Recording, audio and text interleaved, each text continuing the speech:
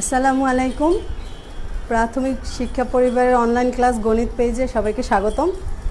আমি শাহজাহান ঝুমবাড়ি লতাচাপড়ি সরকারি প্রাথমিক বিদ্যালয়ের সহকারী শিক্ষক হিসেবে চাকরির ক্ষেত্রে আছি।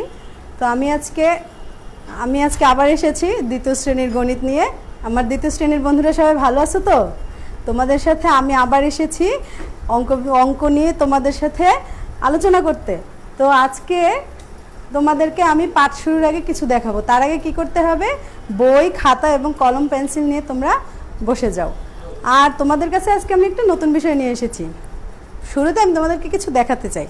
দেখো আমার হাতে কি আছে। আমার হাতে দুটি পেন্সিল আছে। আমার হাতে এই যে দুটি পেন্সিল আছে, নিশ্চয়ই তোমরা দেখতে পাচ্ছ। এই পেন্সিল দুটোকে আমি একসাথে ধরলে দেখো তো এখানে বড় ছোট আছে কিনা। হ্যাঁ, একটা পেন্সিল ছোট আছে এবং একটা পেন্সিল বড় আছে। তো আমরা এই যে ছোট বড়, লম্বা খাটো, এই যে এটা আমরা কিভাবে বুঝি বলো তো? মাপ দিয়ে, তাই না? ঠিক আছে, এই জন্য আজকে আমি তোমাদের জন্য পরিমাপ নিয়ে এসেছি। পরিমাপ মানে হচ্ছে কোনো কিছুকে মাপা বা তার দৈর্ঘ্য পরিমাপ করা। চলো তাহলে আমরা আজকে আমাদের পাঠের অংশ হচ্ছে পরিমাপ। পরিমাপ, যেখানে আমরা আজকে দৈর্ঘ্য সম্পর্কে জানব। দৈর্ঘ্য কিভাবে পরিমাপ করতে হয় সেই সম্পর্কে জানব।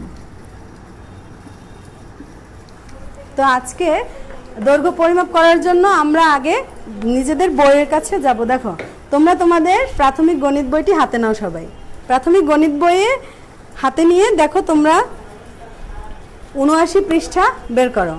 এখানে 79 পৃষ্ঠায় দেখো প্রাথমিক গণিত বইয়ের 79 পৃষ্ঠায় অধ্যায় 9 পরিমাপ লেখা আছে এবং নিচে লেখা আছে দৈর্ঘ্য। আজকে আমরা পরিমাপ আর দৈর্ঘ্য কীভাবে পরিমাপ করতে হয় সেই বিষয়ে জানব। তো চলো আমরা পেন্সিলের ব্যাপারটা দেখে আসলাম। আবার একটু দেখি। এখানে আমি দুটো পেন্সিল রাখলাম। এখানে একটি পেন্সিল আমি যদি এখানে দাগ দিয়ে রাখি তোমাদের বোঝার সুবিধার্থে, দেখো প্রথমে আমি ছোট পেন্সিলটাকে দাগ দিলাম, এটি এখান থেকে এতটুকু, এবং পরে আমি দ্বিতীয় পেন্সিলটাকে দাগ দিয়ে রাখলাম।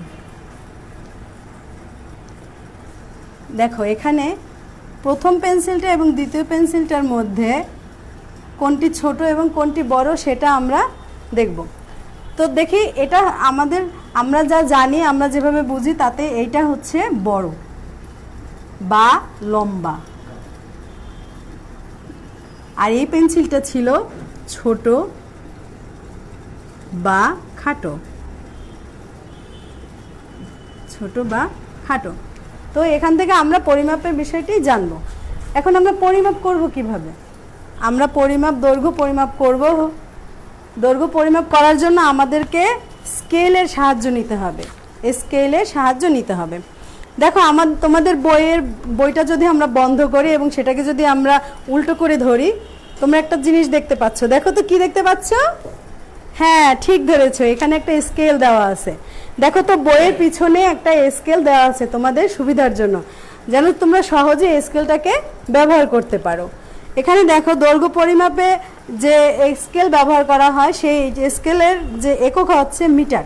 দৈর্ঘ্য পরিমাপের একক হচ্ছে মিটার, এবং সেখানে মিটারের ছোট ছোট ক্ষুদ্র ক্ষুদ্র অংশকে বলা হয় সেন্টিমিটার। আমাদের কাছে যে বইয়ে মিটার স্কেলের নমুনা দেওয়া আছে সেই স্কেলটা হচ্ছে সেন্টিমিটারে দেয়া। তো আজকে আমরা সেন্টিমিটারে পরিমাপ করা শিখব। দেখো আমার হাতে একটা স্কেল আছে। এই স্কেলটাকে আমি যদি তোমাদেরকে দেখাই, স্কেলে দেখো সেন্টিমিটারের ভাগ দেয়া আছে। এই সেন্টিমিটার থেকে দৈর্ঘ্য, আজকে আমরা দৈর্ঘ্য পরিমাপ করব। তো সবাই একটু দেখো, এখানে আমরা বড় এবং ছোট পেন্সিলের দাগ দিয়ে নিয়েছিলাম। তো ছোট পেন্সিলটাকে আমরা প্রথমেই মাপ করব। আমরা শূন্য থেকে যদি ধরি, শূন্য থেকে পরিমাপ করি, তাহলে এটা কত অবধি আসে দেখো।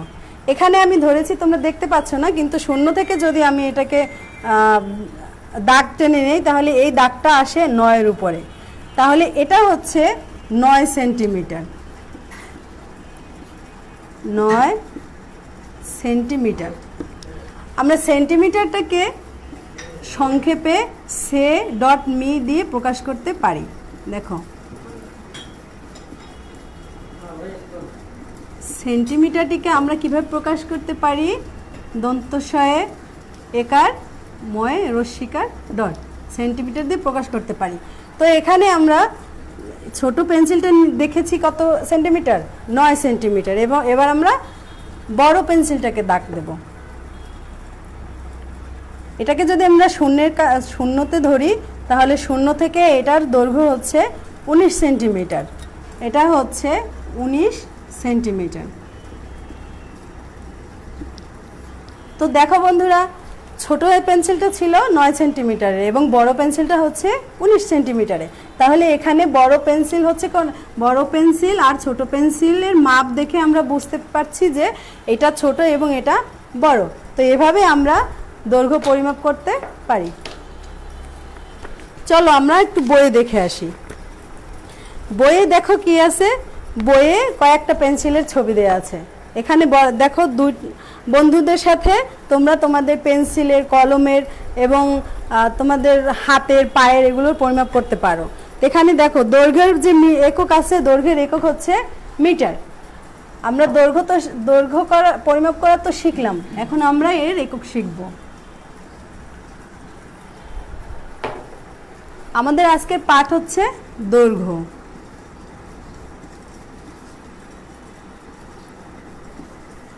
দৈর্ঘ্য, তো দৈর্ঘ্য পরিমাপের একক হচ্ছে মিটার।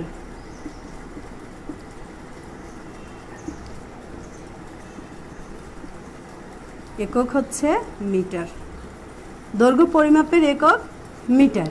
এই মিটারকে আমরা আবার ছোট ভাগে ভাগ করেছি তখন এটা হয়ে গেছে সেন্টিমিটার। তো সেন্টিমিটার, 1 সেন্টিমিটার সমান হচ্ছে 100 সেন্টিমিটার সমান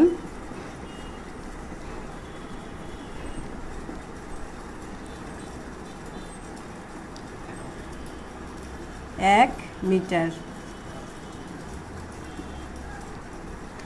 100 সেন্টিমিটার সমান 1 মিটার। তাহলে মিটারের ক্ষুদ্রতম একককে বলা হয় সেন্টিমিটার। তো আমরা সেন্টিমিটার আর একক মিটারের ব্যাপারটা জানলাম। এখন দেখো তোমাদের খাতা, কলম, তারপরে হচ্ছে দেখো আমি একটা কলম ব্যবহার যদি করি সেখানে আমরা দৈর্ঘ্য পরিমাপ করতে পারবো।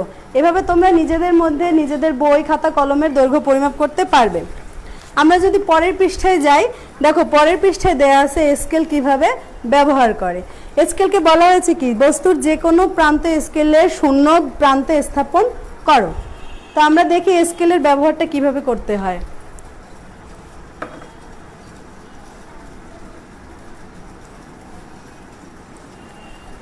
দেখো এটা হচ্ছে আমাদের স্কেল। আমরা যদি বইয়ের স্কেলও ব্যবহার করি তাহলে কোনো অসুবিধে হবে না। এই স্কেল একটি পরিমাপ করতে, ধরো আমি একটা দাগ দিয়ে নিলাম। এই দাগটিকে যদি পরিমাপ করতে হয়, অথবা এইভাবেও পরিমাপ করা যায়। এই দাগটিকে যদি পরিমাপ করতে হয় তাহলে এক প্রান্ত হচ্ছে শূন্যের উপরে শূন্য দাগে স্থাপন করতে হবে। তাহলে চলো আমরা শূন্য কোথায় পাই। দেখো এখানে ছোট করে শূন্য দেয়া আছে। তোমাদের বইয়ে দেখো এখানে শূন্য লেখা নেই, তবে এই যে আগের কাঠিটা এটার হচ্ছে এখানে হচ্ছে শূন্য। তাহলে শূন্য স্থাপন করব আমরা। এই শূন্যকে যদি আমরা স্থাপন করি, দেখি আমরা এই কাঠিটা কত লম্বা, এখান থেকে এই অবধি। তাহলে এই কাঠিটা হচ্ছে 17 সেন্টিমিটার। এই কাঠিটা 17 সেন্টিমিটার।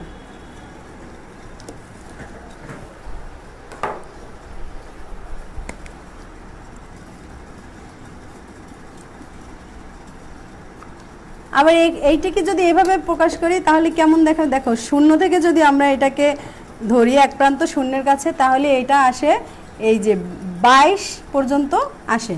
তাহলে এটা হচ্ছে 22 সেন্টিমিটার।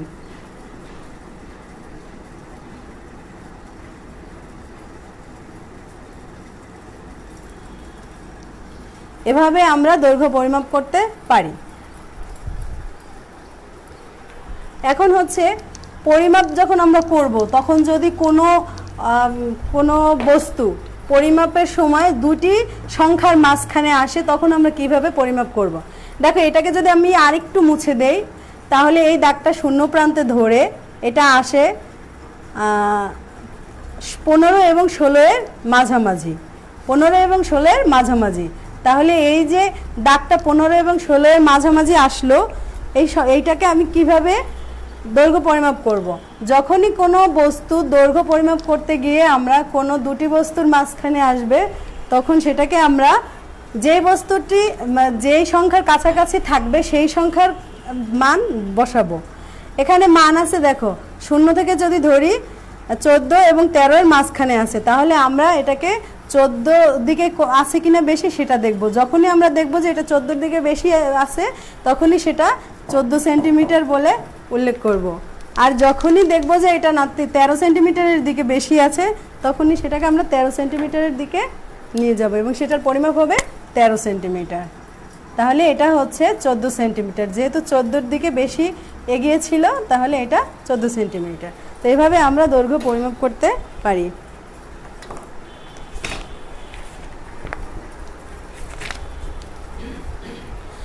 দেখো এখানে ছবি দেয়া আছে, তোমরা হাত ও পা পরিমাপ করো এবং তোমরা বন্ধুর সাথে তা তুলনা করো। তো আমরা এটা বাসায় করব।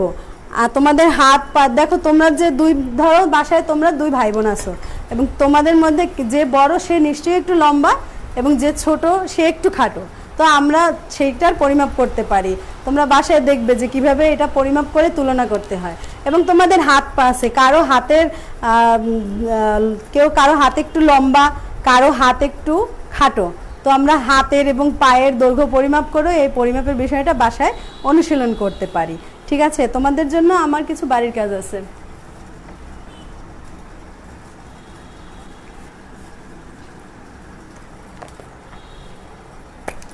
দেখো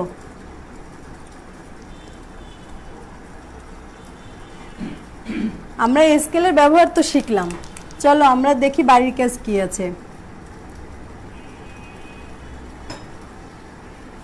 100 সেন্টিমিটার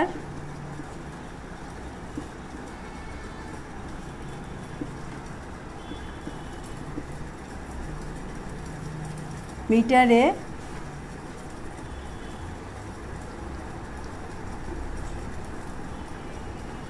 কত মিটার হয়?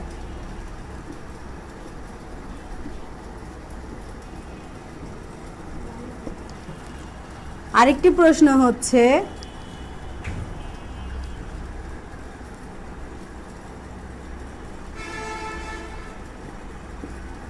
একটি রেখা আঁকো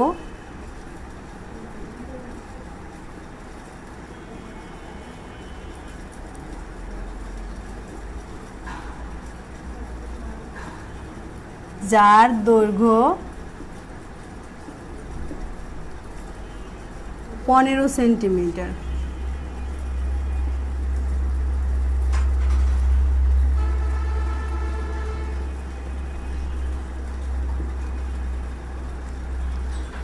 দেখো দুটি প্রশ্ন দেওয়া হয়েছে। প্রথম প্রশ্নটি কি ছিল? 100 সেন্টিমিটারে কত মিটার হয়? আমি আবারও রিকল করে দেই, আমরা এর আগে পড়েছি যে 100 সেন্টিমিটারে হচ্ছে 1 মিটার হয়।